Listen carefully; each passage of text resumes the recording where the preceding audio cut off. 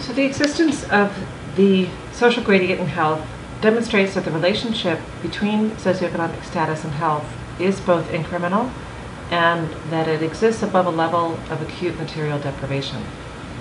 Next, we'll go on to talk about how this relationship is not fully explained by traditional proximate risk factors.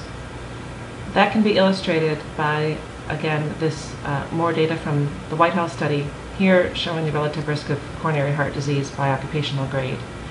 And what you're seeing here is all of these bars representing risk factors that are included in an analysis and to which this relationship can be attributed, leaving the largest share of these bars here unexplained by traditional risk factors. And that extra variance here in the relationship between occupational grade and CHD that is not explained by known risk factors is often referred to as the residual. And this residual is what has motivated a lot of interest in and hypothesizing about alternative pathways between socioeconomic status and other social factors and health outcomes. Things more along the lines of that so-called direct pathway. And specifically, this unexplained variance, the residual, has motivated a lot of interest in stress processes as potential mediators in the relationship between social factors and health outcomes. Next, we will talk about how the relationship between SES and health is not inevitable or immutable, but rather modifiable. And what we can do to demonstrate that is really look at historic trends in the existence of and nature of social gradients in health. So for example, here you're seeing trends over time in male and female life expectancy at age 20 by education status in Russia. And the open circles here indicate the lowest levels of educational attainment at the elementary level.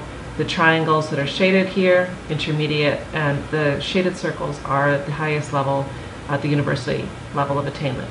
And what you can see is that prior to around 1990, especially among women, there isn't a gradient evident in life expectancy by education. A little bit more complicated among men, but not a clean gradient by any means. And then, of course, after 1990, you see this opening up of very significant disparities by education in life expectancy in the expected direction. And of course, this is not some random secular event. 1990-ish is what coincided with the dissolution of the USSR. And you see that after that period and the huge social upheaval that followed, you see the emergence of a social gradient in life expectancy that just really wasn't evident before. What's also interesting about this is that you can see how the off-cited dramatic decreases in life expectancy that coincided with the period following the dissolution of the Soviet Union, that it was not something experienced universally across the population, and not at all, in fact, by those at the higher SES levels. It was disproportionately borne by and experience driven by those in the lower SES categories, here as evident by the dramatic decreases in life expectancy among women, among those with only elementary level education, and among men by those at both lowest and intermediate levels of education. And so the idea here is that if it didn't always exist and emerged as a function of some kind of social economic process, it can also, these gradients can also be mitigated, minimized, or reversed. We also saw how the gradients emerge over time with this graphic depicting smoking by affluence when we discussed fundamental causes.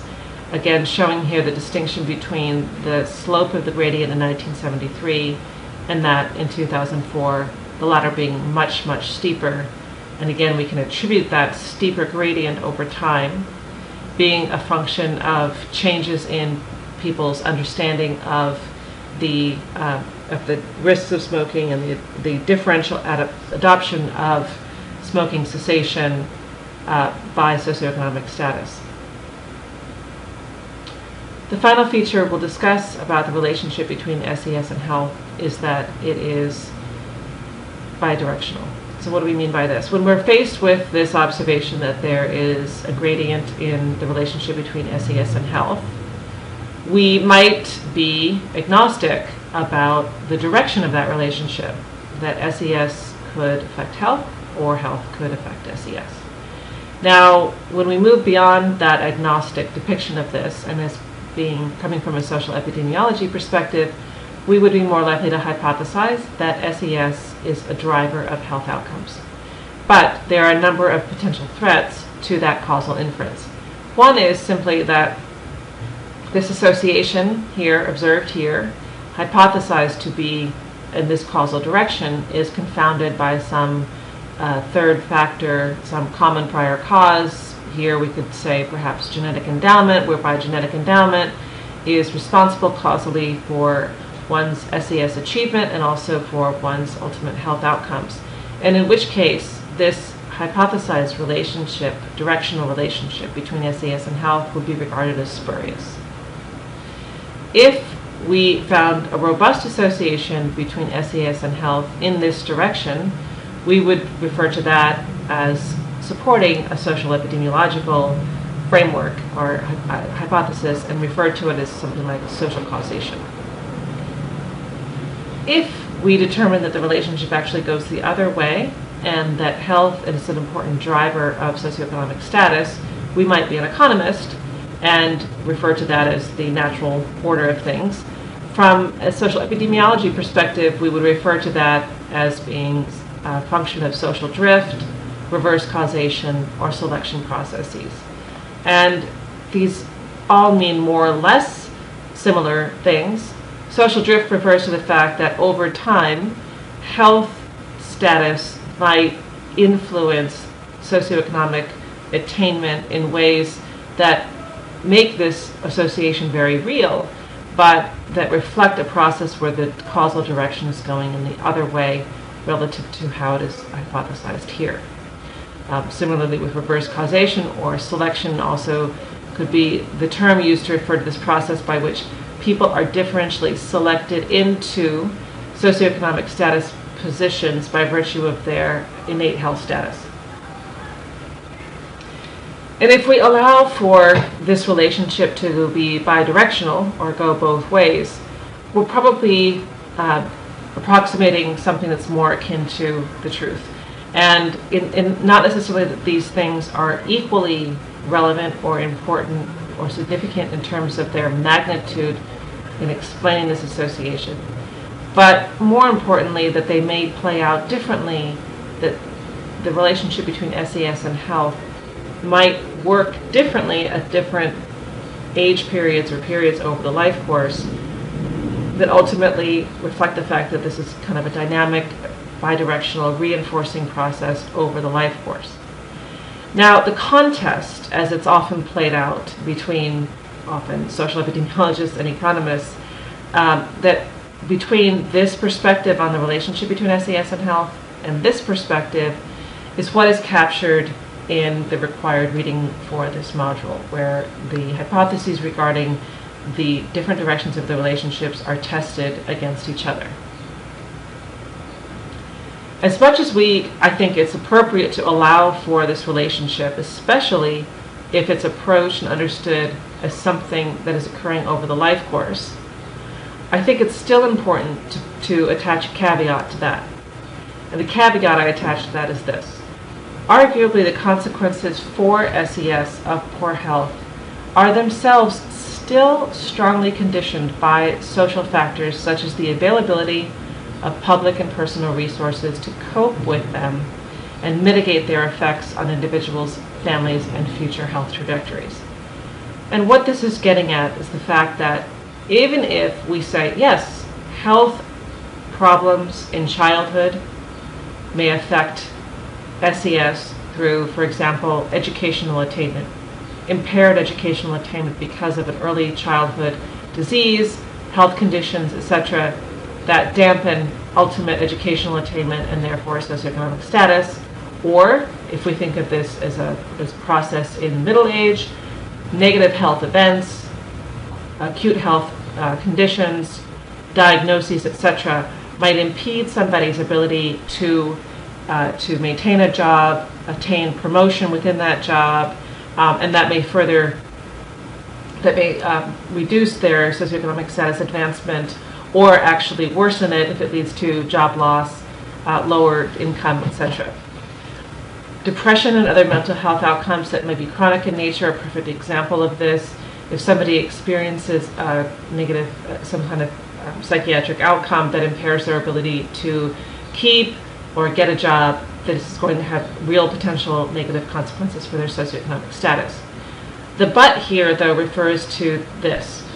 The fact that given a certain health condition that might ultimately impair socioeconomic status attainment, the impact of that health condition on SES is itself likely to be conditioned by things that travel with SES.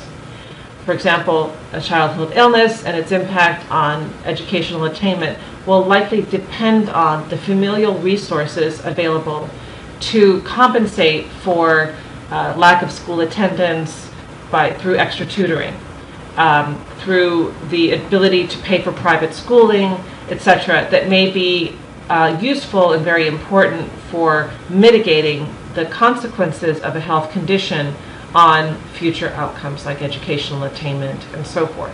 So even if when you allow for this relationship to exist in this causal direction, it's important to recognize the extent to which that relationship is itself highly dependent on, in many cases, socioeconomic status and other social resources that will affect that relationship.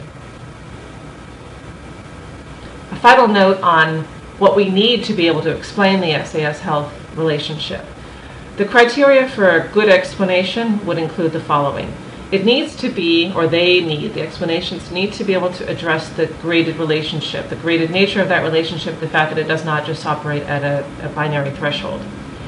It needs to be, or they need to be, explanations that can address the residual, that can address the fact that there seems to be this relationship above and beyond the kinds of risk factors we typically think of as mediating that association. Like any account of an explanation or an association or a health outcome, it ought to be able to account for historical trends, both the persistence and change over time. It should be able to be consistent with the temporal patterns that can be observed over time. It also should account for both generalized and specific etiologic patterns.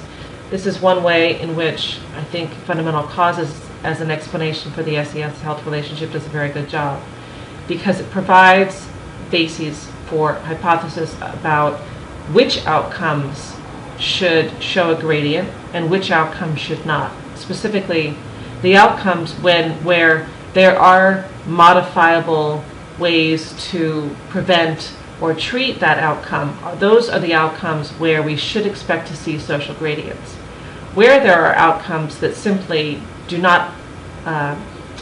not modifiable through intervention by prevention or treatment, we shouldn't expect to see a social gradient, because the mechanism by which fundamental causes hypothesis that association to work is through the ability to access and use resources to avoid those outcomes, to get treatment, etc. And finally, like any good hypothesis or theory, something seeking to explain the SES health relationship should be testable. And that is the end of the second segment of Module 2.